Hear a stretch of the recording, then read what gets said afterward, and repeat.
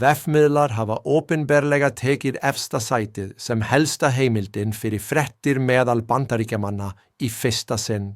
Nýlegt alþjóðlegt rannsókn sýnir að gríðarlegur fjöldi eða 54% Bandaríkjamanna fá nú fréttir sínar frá samfélagsmiðlum. Þetta stækkun frá þeim 50% sem horfa á fréttir í sjónvarpi.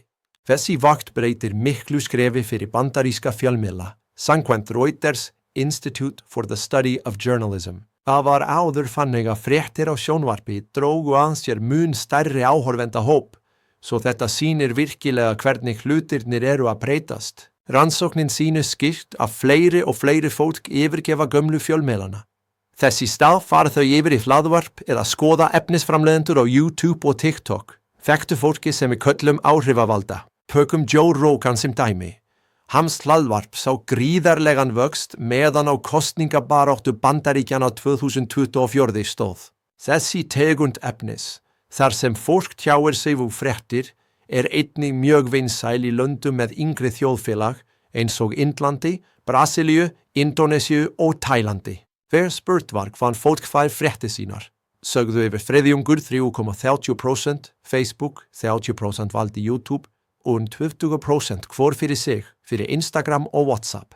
TikTok kom inn á 16% og X, áður Twitter, á 12%.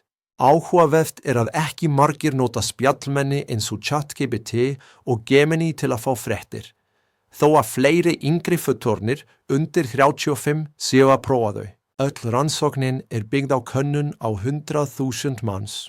Annar óvæntur þáttur að næstum helmingur fólks á Bretlandi, 46%, segist vera að forðast fréttir alveg, sem hæsta hlutfallið fyrir hvaða land sem Og hér enn einn smáhlutur. Síðan Elon Musk keypti Twitter hefur fjöldi notenda sem handfasta hæðistjórnmálum aukist frá 10% árið 2021 í 15%, neðan þeir sem standa vinstri megin hafa farið úr 17% í 14%. Gagndu skugga að kveikja á tilkynningum fyrir frekari fréttir beint í posthólfið þitt.